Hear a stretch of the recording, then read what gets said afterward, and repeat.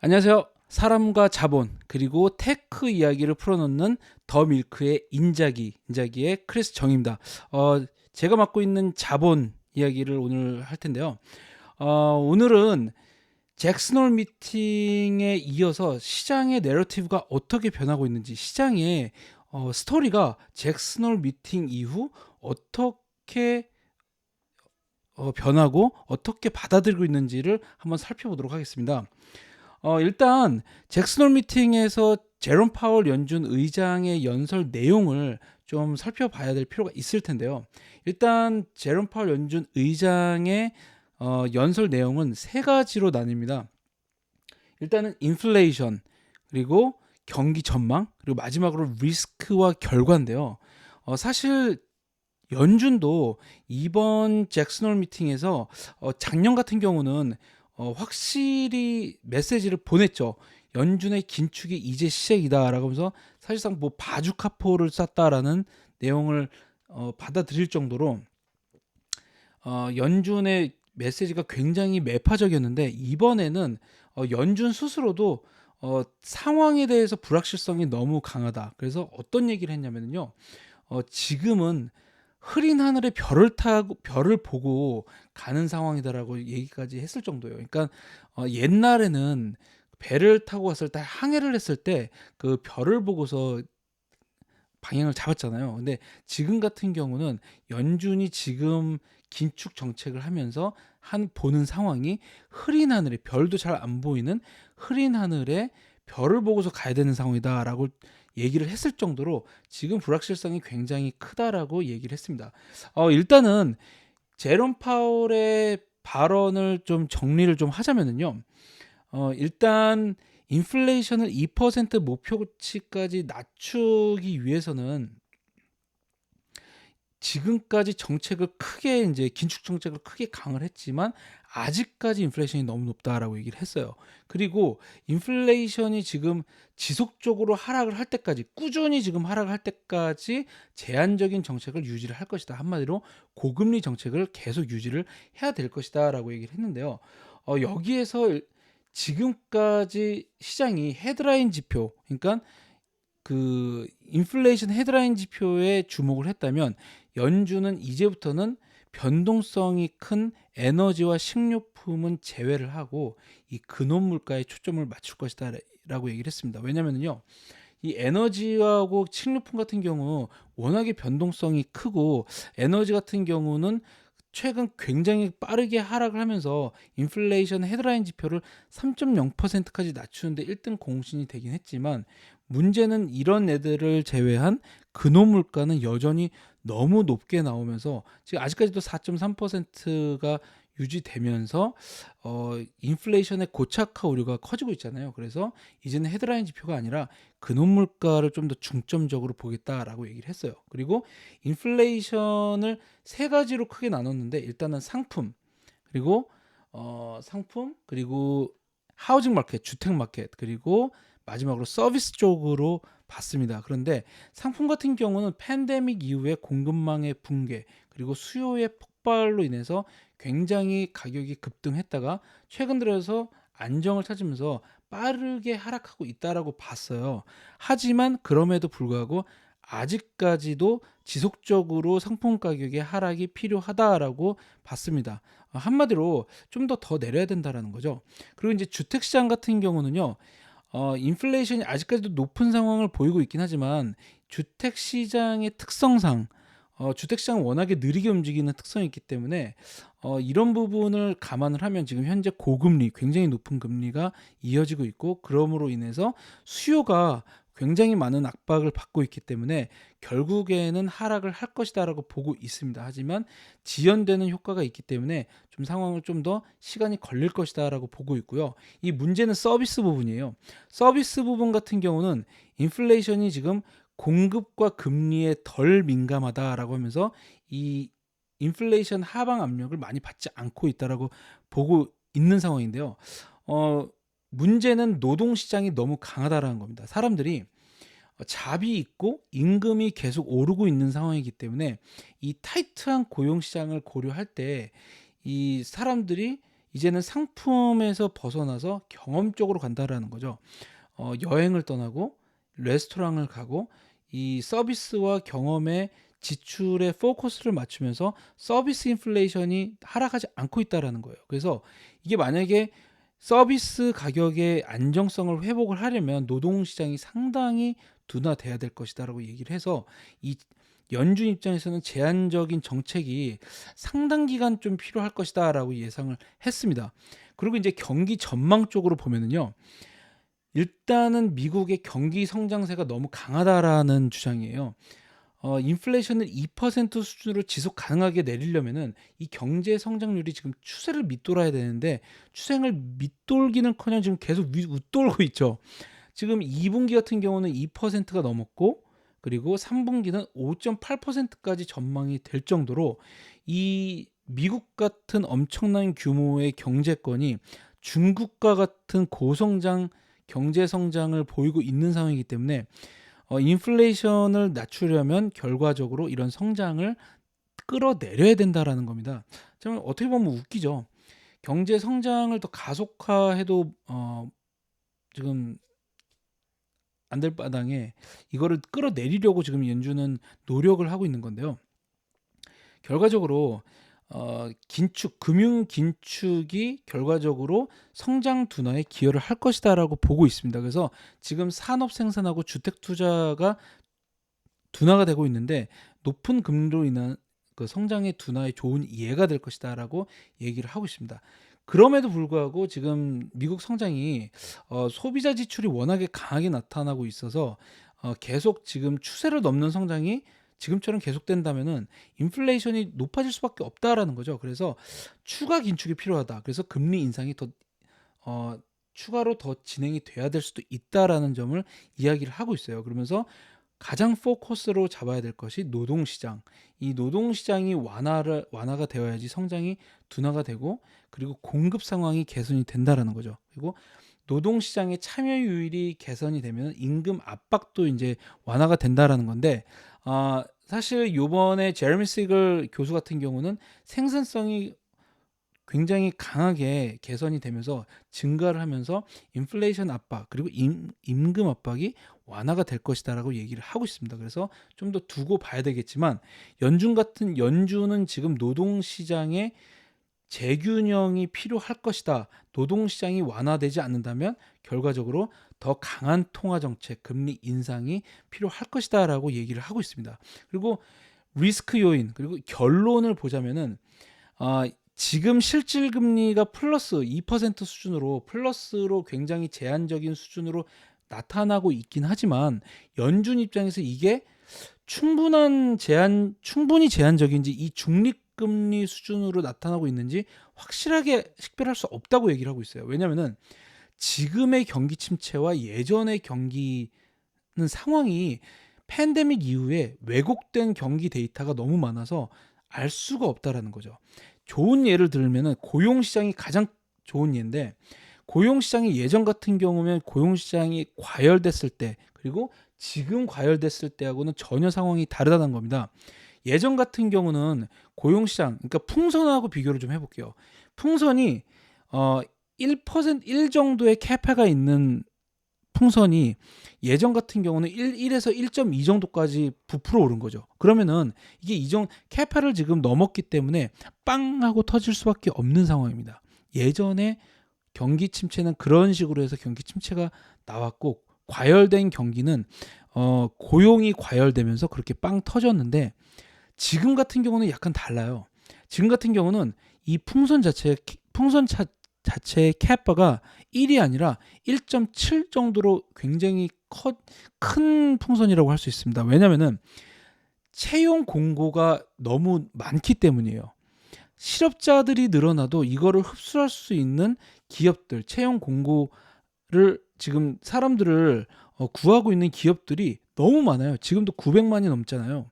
그러니까 이런 캐파가 예전보다 훨씬 많다는 겁니다. 그래서 지금의 풍선은 1.7 정도밖에 안 돼, 1.7 정도나 되는데 실질 고용은 1.2 정도로밖에 안 되기 때문에 사실상 과열된 고용 시장이 아니라는 거죠. 그래서 예전 같은 경우는 빵 터질 수 있지만 지금은 그만한 캐파가 있기 때문에 상황이 훨씬 유동적이다라는 겁니다. 그래서 이런 부분이 지금 고용 시장이 경제에 미치는 영향, 그리고 인플레이션에 미치는 영향, 이런 것들을 연준이 확실히 식별할 수 없다라는 그런 불확실성이 있다라고 얘기를 하고 있어요. 그래서 우리는 지금 흐린 하늘 아래 별을 따라 항해하고 있다라는 말이 그래서 나온 건데요. 그래서 연준이 지금 포커스를 잡고 있는 거는 고용 시장입니다. 그래서 예전하고는 다르게 고용 시장에 더 민감하게 지금 보고 있다라고 얘기를 하고 있어서요. 고용 시장에 완화 시그널이 나와야지 연준의 긴축도 완화될 수 있다라는 공식이 성립이 되는 거죠. 그래서 이런 부분을 감안을 했을 때 최근 시장이 잭슨홀 미팅 이후에 달라진 점이라고 한다면 사실 잭슨홀 미팅에서의 발언이 그다지 비둘기파적이라고 하기는 어려운 부분도 있어요. 왜냐면은 제한적인 정책이 유지되어야 될 가능성이 높다. 그리고 인플레이션 목표치 2%를 지속적으로 유지하기 위해서는 제한적인 정책이 상당히 오랜 기간 유지돼야 될 수도 있다. 추가 금리도 인상해야 될 수도 있다라고 얘기를 분명히 하고 있기 때문에 현재 상황에서는 상당히 매파적으로 볼 수도 있는 내용인데요. 그럼에도 불구하고 국채 금리는 잠시의 변동성을 보인 다음에 잭슨홀 미팅 이후에 하락으로 전환을 했습니다. 왜냐면은 이제 시장의 포커스는 경제 데이터에 쏠릴 수밖에 없겠죠. 왜냐면은 시장이 보고 있는 건 연준의 정책 스탠스고요. 연준이 보고 있는 건 경제 데이터이기 때문에 시장도 결국 경제 데이터를 볼 수밖에 없기 때문인데요. 그런데 최근 이번 주 들어서 나온 경제 데이터들이 모두 다 부진했어요. 당장 어저께 나온 컨퍼런스 보드의 소비자 신뢰 지수부터 시작을 해서 오늘 나온 ADP의 고용 보고서, 그리고 모든 경제 데이터가 상당히 부진했죠. 오늘 ADP 경제 보고서, 고용 보고서 같은 경우는 예상보다 훨씬 낮게 나왔는데, 이런 요인들이 예전 같으면은 경기에 침체가 오는 거 아니야? 둔화되는 거 아니야? 이런 우려가 먼저 시장에서 나왔는데, 지금 같은 경우는 어떠냐면요, 경기 침체에 대한 우려는 전혀 없습니다. 지금은 경기 침체에 대한 우려는 없고요. 경기가 둔화가 돼야지 연준의 제한적인 정책이 그나마 완화된다라는 내러티브, 스토리가 지금 형성되어 있는 상황입니다. 그래서 경기 데이터가 부진하면 부진할수록 침체 우려가 아니라 연준의 긴축 정책이 완화될 수 있다라는 기대가 더 커지고 있는 상황인 거죠. 그래서 그런 부진한 데이터가 나올수록 금리가 낮아졌고요. 그리고 달러도 하락을 했습니다. 왜냐면은 연준의 정책이 완화될 것이라는 기대가 커졌기 때문인데요. 그러면서 금리와 달러가 동반을 하락을 했고요. 금융 환경이 완화가 되는 역할을 하게 된 거죠. 한마디로 금융 환경이 완화가 되면서 국채 같은 경우는 안전자산이잖아요. 근데 이런 금리가 완화가 되면서 사람들이 위험 자산으로도 더 관심을 더 가지고 쏠릴 수 있게 되는 역할을 하게 된 겁니다. 그래서 금, 은, 비트코인 이런 것들이 강세를 보인 이유가, 금도 물론 안전자산이긴 하지만요, 실질 금리가 낮아졌기 때문이라고 볼 수 있어요. 지난주 말씀드린 실질 금리가 2%를 넘어가면서 국채 금리가 막 이렇게 올랐잖아요. 올랐는데 인플레이션이 이렇게 낮아졌단 말이죠. 이렇게 낮아지면서 반대로 실질 금리는 이만큼의 갭으로 더 오른 거예요. 그런데 국채 금리가 이렇게 떨어지면서 인플레이션은 가면데 국채 금리가 떨어지니까 실질 금리도 낮아지게 되는 효과가 나타난 거죠. 실질 금리가 낮아졌다는 의미는 결과적으로 금융 환경이 완화됐다는 의미인데, 그러면서 실질 금리의 하락에 수혜를 받는 금이나 은, 그리고 비트코인이 강세를 보인 거죠. 특히 비트코인 같은 경우는요, 이번 주 이제 어제 그레이스케일이 비트코인 현물 ETF를 신청을 했는데 SEC가 그거를 깠는데 워싱턴 DC 항소법원이 이거를 니네가 이거를 거부한 이유가 합리적이지 않아, 다시 해, 다시 검토해보고 다시 하도록 해 하면서 그레이스케일에 손을 딱 들어줬단 말이죠. 그러면서 시장 관계자들이, 시장 투자자들이 실질 금리의 하락과 함께 비트코인 현물 ETF가 지금 그레이스케일뿐만 아니라 성공률 99%를 자랑하는 블랙락까지 지금 개입된 상황인데, 블랙락뿐만 아니라 아크 인베스트먼트, 뭐 피델리티, 그런 데가, 아크 인베스트먼트, 뭐 피델리티, 다 이런 데가 비트코인 현물 ETF를 신청을 했단 말이죠. 그래서 이런 수많은 자산 운용사가 함께 동시에 들어가 있는 상황인데, 여기에서 그레이스케일의 손을 들어주면서 비트코인 현물 ETF에 대한 기대가 굉장히 커졌습니다. 그러면서 비트코인이 급등을 했죠. 이 두 가지 요인이 같이 결합을 하면서 반응을 했다고 볼 수 있습니다. 그래서 이런 실질 금리의 하락에 지금 자산 시장이 반응을 하고 있다고 할 수 있는데요. 금과 은, 특히 이 은 같은 경우는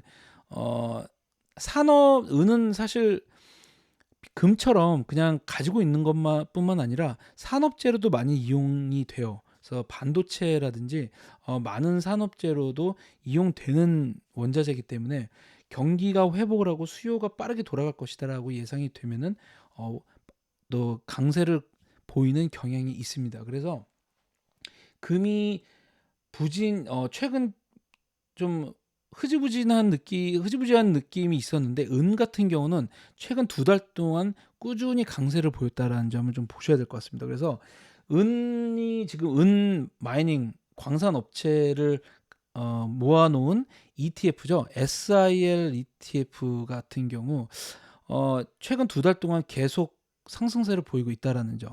그래서 SIL인데 은이 상승세를 보이면서 지금 실질 금리의 하락과 함께 또 수혜를 더 받고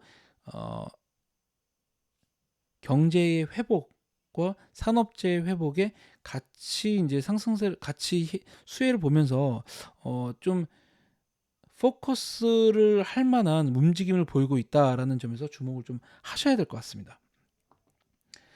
그리고 오늘 이제 제목으로 S&P 500 5,000 간다라고 이제 제가 어그로를 좀 끌었는데요. 이게 완전히 어그로는 아닌 게, 모건 스탠리가 얘기를 한 겁니다. 모건 스탠리의 마이크 윌슨은 아니고요. 모건 스탠리의 다른 애널리스트죠. 앤드류 슬리먼이라고 다른 애널리스트가, 분석가가 자기의 의견을 내놓은 겁니다. 지금 이게 이제 아예 말이 안 되는 건, 왜냐면은 말이 안 되는 건 또 아닌 게, 현재 지금 월가 주요 투자 은행들 중에서 가장 높은 S&P 500 목표가를 제시한 데가 오펜하이머예요. 오펜하이머가 지금 4,900을 제시했기 때문에, 뭐 크레딧 스위스 같은 경우는 4,700이고요. 그렇기 때문에 실질적으로 5,000에 근접할 것이다라는 월가 투자 은행들이 지금 다수 있는 상황인 겁니다. 근데 이제 모건 스탠리 같은 경우는 사실 올해 내내 계속 굉장히 시장에 큰 베어였는데, 비관론자들이었는데 이제 스탠스가 바뀌었는데, 이 앤드류 슬리먼 같은 경우는 미국 경제가 하반기 들어서 굉장히 큰 부스트를 받을 것이다라고 주장을 하고 있어요. 왜 그러냐면은 사실 2분기 때도 미국 경제가 침체에 빠질 수 있다라는 전망이 있었는데 웬걸 2%가 훨씬 넘었죠. GDP 성장세가. 그게 이유 중에 하나가, 작년에 미국 공공사업에 대한 인프라죠. 인프라 부분에 대한 재정 부양책을 미국 정부가 굉장히 많이 승인을 해놨어요. 그러니까 예를 들어서 인플레이션 감축법이라든지 반도체 육성법, 뭐 이런 인프라 지출 법안에 승인된, 이런 도입된 투자가 올해부터 나타나기 시작했다는 거예요. 실제로 2분기에 미국 공장 투자가 사상 최고치를 기록을 했습니다. 그러면서 통화 정책은 긴축으로 계속 가고 있지만, 반대로 미국 정부가 쏟아내는 돈은 엄청나게 많은 상황이에요. 그런데 모건 스탠리 같은 경우는 이런 공공 지출에 대한 투자가 4분기에 피크를 보일 것이다라고 얘기를 하고 있습니다. 그래서 이런 투자가 연말부터 본격적으로 가속화되면서 주가의 엄청난 강세 요인이 될 것이다라는 거죠. 그래서 이런 부분이 산업재, 특히 이제 공공 투자이기 때문에 산업재, 원자재, 당연히 그 운송 부분도 들어가기 때문에 에너지도 거기에 속하게 되겠죠. 그래서 이런 부분이 시장을 이끌면서 주식 시장을 5천까지 끌어올릴 것이다라고 보고 있는 건데요. 여기서 한 가지 리스크는 뭐냐면은 사람들이 지금 투자자들이 지난주에도 제가 말씀드린 부분이 뭐냐면 자금 흐름 쪽은 아직까지도 안전자산에 대한 선호도가 굉장히 커요. 어, 뭐냐면은 머니마켓 펀드 이제 현금성 자산이죠. 이 머니마켓 펀드로 자금이 이 9,250억 달러가 올해 유입됐을 정도로 현금에 대한 열망 그리고 안전자산에 대한 그 선호도가 굉장히 강한 상태입니다. 2020년을 넘었기 때문에 사실 그 어떻게 보면은 시장이 좀 위험한 거 아니야라고 생각할 수도 있을 정도로 지금 현금에 대한 선호도가 굉장히 높은 상황인데 이게 그 지난주에도 말씀드렸지만 이게 위험 자산 회피, 안전 자산 선호로만 보기도 힘든 것이 수익률이 일단 너무 높아요. 5%나 되는 수익률이 있기 때문에 사실 위험 자산, 안전 자산 선호만 이유로 그런 게 아니라 그냥 수익률이 높으니까 좀 주식이 약간 불확실하면 그냥 거기다가 돈을 박아 놓는 거죠. 그런 요인이 지금 현금 쪽으로 들어가고 있는 요인이 되고 있는데 이 앤드류 슬리먼 같은 경우는 향후 그러니까 8월, 9월, 10월 같은 경우는 워낙에 시즈널리티가 주식 시즈널리티가 안 좋은 상황이기 때문에 그때는 이제 변동성이 있을 수 있지만 그때를 저가 매수 기회로 삼아서 매수를 한다면 연말이 될수록 주가가 계속 오를 것이다라는 겁니다.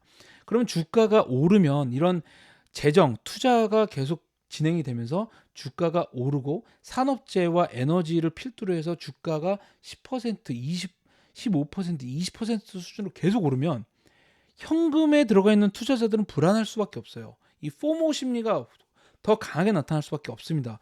예를 들어서 나는 여기서 5% 정도의 수익률을 가지고 이제 기다리고 있는데 저기 주식시장에서는 막 10%, 15%막 이렇게 올라. 그러면은 불안하잖아요. 나만 여기서 소외된 느낌 들잖아요. 그러니까 돈을 현금에서 막대하게 쌓인 현금이 주식시장으로 유입이 되고 또 그런 부분이 또 연료가 되면서 주식시장을 더 뜨겁게 불타오르게 만들 수 있다라는 거죠. 그러면서 결국엔 S&P 500이 급등할 가능성이 있다라는 건데 오늘 그 GDP가 나왔는데요. 긍정적인 부분은 기업 이익이 2분기에서 3분기로 갈수록 더 기업 이익 마진이 더 긍정적으로 전환될 것이다라는 전망이 나왔습니다. 그런데 앤드류 슬리먼도 이거하고 똑같은 이야기를 하는 게 지금 3분기 이후에 전년 동기 대비 기업의 분기별 이익이 마이너스에서 플러스로 전환될 것이다라고 하면서 역사적으로 기업 이익의 마진의 확대, 추세 전환은 주식시장에 긍정적이다라는 거죠. 그러면서 어떤 기업을 주시를 해야 되느냐, 포커스를 해야 되느냐를 제시를 했는데 이 세 개의 기업을 얘기를 했습니다. 일단은 첫 번째로 이야기한 건 이제 딱 기업이라기보다는 일단은 매그니피션 세븐, 그러니까 빅테크 세븐이라고 할 수 있겠죠. 애플을 비롯해서 아마존, 메타, 마이크로소프트, 테슬라, 알파벳 그리고 엔비디아와 같은 기업들, 빅테크 기업들. 최근에는요, 빅테크라는 기업들에게보다 이 기업, 이 7개의 기업들이 워낙에 압도적인 모습을 보여주고 있어서 매그니피션이라고 얘기를 해요. 뭐 엄청나다는 뜻이죠.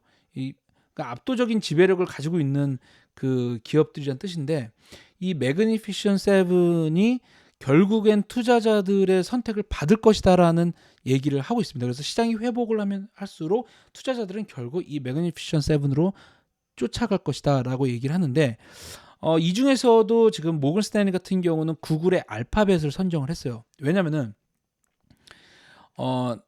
구글의 알파벳이 이번 주에 그 구글 클라우드 넥스트라는 이벤트를 개최를 했습니다. 저희 그 박원익 팀장님이 거기 지금 가셔서 취재를 했는데요. 더밀크 사이트에 가시면 관련 내용이 있습니다. 거기에서 보시면은요, 이제 모건 스탠리 같은 경우는 여기에 네 가지 핵심 촉매제에 대해서 주목을 하고 포커스를 집중을 했는데, 일단 엔비디아하고 통합을 했어요. 엔비디아하고 그 통합을 하면서 이 가용성을 늘렸고요. 그리고 20개 이상의 이제 오픈 소스 모델을 추가를 했습니다. 그리고 구글의 자체 대규모 언어 모델 LLM 이거를 업데이트하고, 또 GCP 듀엣 AI라는 거를 또 출시하면서 워크스페이스용 그 AI를 강화를 했죠. 그래서 모건 스탠리가 AI에 이제 굉장히 공격적인 모습을 보인 구글의 알파벳에 대해서 굉장히 긍정적인 낙관적인 투자 의견을 냈어요. 그래서 지금 투자자들이 이 향후 나타날 클라우드의 성장 그리고 시장 점유율의 증가에 대해서 이 구글의 역할을 조금 과소평가하고 있다. 하지만 이 AI로의 구글이 AI로의 전환이 향후에 엄청나게 이제 긍정적인 역할을 할 것이다라고 얘기를 하고 있는 거죠. 그러면서 비중 확대 의견 유지하고 이제 목표가 $155를 제시를 했는데, 그만큼 구글의 알파벳에 대한 그 기대가 지금 모건 스탠리는 굉장히 크다. AI의 수혜를 받을 매그니피션 7 그 중에서도 구글의 알파벳이 원픽이다라고 얘기를 하고 있는 겁니다. 그리고 나머지 두 개의 기업은요, 미국 경제가 지금 가속화되고 있는 사이클에 진입을 하고 있잖아요.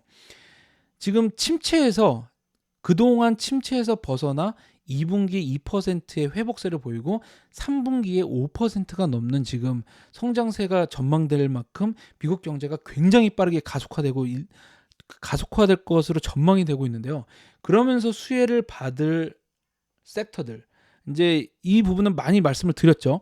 경기 사이클의 회복 사이클에서 초기 수혜를 받는 사이클은 테크, 그리고 통신, 자유소비재인데요.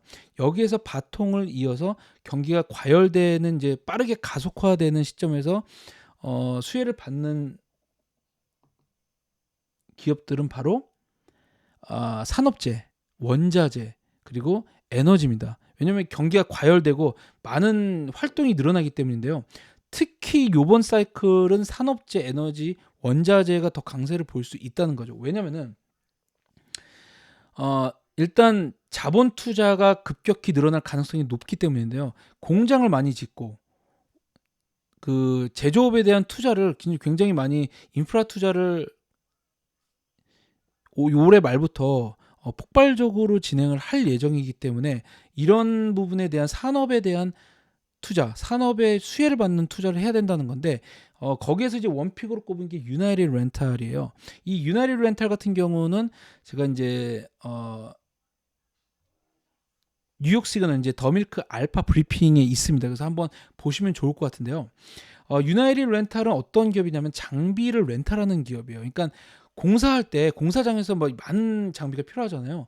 뭐 헬멧도 필요하고, 그리고 여러 가지 공사 장비가 필요하고, 심지어 화장실 그런 템포러리 임시 화장실도 필요한데, 그런 것들도 다 이 유나이티드 렌탈에서 합니다. 근데 이 유나이티드 렌탈이 이 장비 렌탈 업체 중에서 압도적인 지배력을 가지고 있는 기업이에요. 그러니까 어느 정도냐면은 다른 장비 공급 업체들하고 비교해서 거의 3배 정도 수준에 달하는 지배력, 그리고 매장 네트워크를 보유한 기업이 바로 유나이티드 렌탈입니다. 그래서 산업계가 활성화될 때, 수혜를 받을 때 뜰 수밖에 없는 기업인 거죠. 그 캐터필라 뭐 이런 존디어 같은 기업들도 수혜를 본다면, 이 유나이티드 렌탈은 모든 그 산업재 활성화에 수혜를 받을 수밖에 없어요. 왜냐면은 굉장히 큰 기업들부터 시작을 해서 뭐 건설 산업회사부터 시작해서 유틸리티, 지방 정부 단체, 뭐 정부 기관, 주택 건설 업체, 거기도 이제 장비를 렌탈하지만 그냥 일반 그 인디펜던트 컨트랙터, 그 개인들 아니면은 홈 오너들이 공사하잖아요. 거기에서도 장비를 렌탈해 줍니다. 그러니까 굉장히 광범위한 고객 기반을 보유하고 있는 기업이에요. 그리고 그런 지배력이 다른 기업들의 3배 수준이다. 그래서 그런 엄청난 지배력을 가지고 있는 기업이기 때문에 수혜를 받을 수밖에 없다라는 거죠. 그리고 모건스탠 이제 아르거스 리서치 같은 경우는요. 지금 주가 밸류에이션이 뭐 2024년이니까 미래 수익의 10배 수준밖에 안 된다. 지금 S&P 500이 18배, 19배로 가고 있는데 그 정도면 훨씬 저평가된 기업이고 지금 이 기업의 역사적 평균치와 비교해도 중간 근처니까 괜찮은 수준이다라고 얘기를 하고 있습니다. 그래서 모건 스탠리가 지금 수혜를 받을 가장 좋은 기업으로 유나이티드 렌탈을 꼽았고요. 그리고 또 CRH라는 기업을 뽑았는데요. 이 CRH는 이 건설 프로젝트에 사용되는 이제 건축 자재를 제조하는 기업인데 이 아일랜드 더블린에 본사를 두고 있는 다국적 기업입니다. 우리 회사에서도 아일랜드에 지금 거주하고 계신 분이 계신데 이 CRH 같은 경우는 이런 부분의 수직 통합 비즈니스 모델을 가지고 있는 기업이니까 그러니까 한마디로 이런 분야에서 처음부터 끝까지 다 혼자 다 하고 있는 기업입니다. 골재, 뭐 시멘트 같은 뭐 건축 활동 관련 비용, 이제 이쪽에서도 노출이 있고요. 그리고 건축 자재를 제공하는 기업, 산업에서 모든 그 건축 자재를 제조하는 부분에서는 모두 노출된 기업이라고 할 수 있습니다. 특히 CRH 같은 경우는 선진국 시장에 굉장히 큰 노출을 하고 있는데요. 선진국 시장이 지금 수혜를 볼 수밖에 없는 게 지금 미국을 비롯해서 유럽 같은 선진국들이 제조업을 다시 리쇼링 하고 있는 상황이잖아요. 예전에 이머징 중국이나 뭐 베트남, 뭐 인디아 같은 곳에서 이제는 우리들이 직접 만들겠다 해가지고 가지고 오는 상황이기 때문에 선진국의 산업 그 투자가 굉장히 가속화되는 시점이기 때문에 CRH가 수혜를 받을 수 있다라는 겁니다.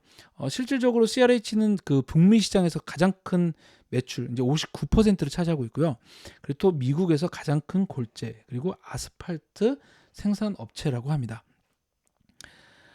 그만큼 모건 스탠리가 이야기하고 있는 거는 AI의 이제 매그니피션 7 그리고 빅테크 그 중에서도 AI의 지금 확실한 비전을 선보인 구글의 알파벳에 집중하라. 그리고 산업재의 수혜를 받을 수 있는 CRH 그리고 유나이티드 렌탈을 탑픽으로 선정을 한 거죠. 그리고 이제 또 보실 부분이 에너지 섹터예요. 에너지 섹터 같은 경우는 이제 저희가 거의 뭐 2달 정도 전부터 에너지 섹터에 집중을 해야 된다라고 말씀을 드렸는데 조금 아까 말씀드린 대로 경기 사이클의 수혜를 에너지와 원자재, 산업재가 바통을 받기 때문인데요. 실제로 최근 8월 동안에 지금 S&P 500이 거의 뭐 1.6%가 하락을 했는데 에너지 섹터는 1%가 넘게 상승을 했습니다. 헬스케어하고 더불어서 유의하게 상승한 이제 섹터인데요. 에너지 섹터 중에서도 지금 에너지 섹터의 강세를 주도하고 있는 기업이 APA하고 마라톤 페트롤리움이라는 기업인데요. 각각 8.2%하고 7.9%가 급등을 하고 있는 상황입니다. 그래서 에너지 섹터의 강세를 리드하고 있는 기업이기 때문에 지금 좀 주시를 하셔야 될 것 같아서 소개를 해드렸습니다.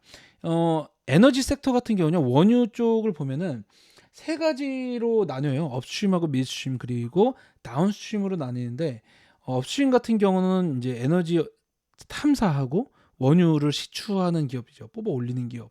이거는 이제 APA가 담당을 하고 있는데 APA는 그 미국 쉘 오일에서 가장 큰 영향력을 행사하고 있는 곳이 바로 이제 퍼미안 분지인데 퍼미안 분지에서 가장 큰 최대 생산 업체 중 하나입니다.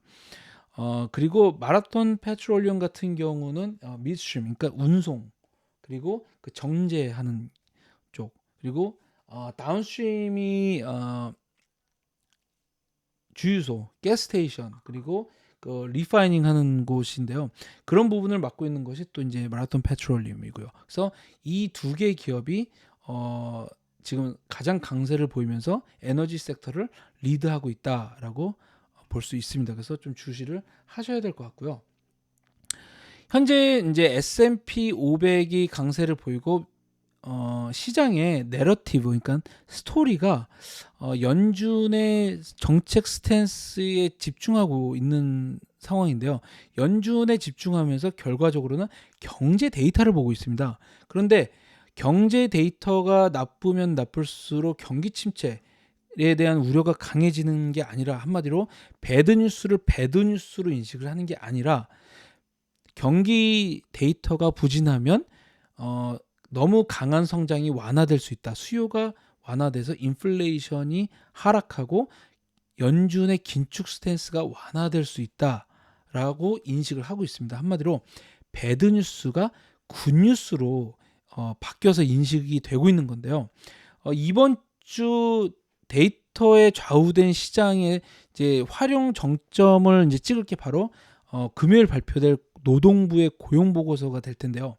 이 고용 보고서는 오늘 ADP의 고용 보고서를 보면은 좀 둔화될 가능성이 높아 보이는데, 만약에 노동부의 고용 보고서도 예상보다 낮게 집계가 된다면 시장이 이런 부분을 경기 침체에 대한 우려가 아니라 연준의 긴축 스탠스가 완화될 것이다. 그래서 금리와 달러가 더 강한 하락세를 볼 수 있는 촉매제로 적용될 가능성이 높다라는 거죠. 그래서 이것을 계기로 시장이 확실한 상승세를 볼 수 있다라는 월가의 지금 투자 의견 그리고 전망이 나타나고 있습니다. 그래서 이번 주 금요일 고용 보고서에 집중을 좀 하셔야 될 것 같습니다.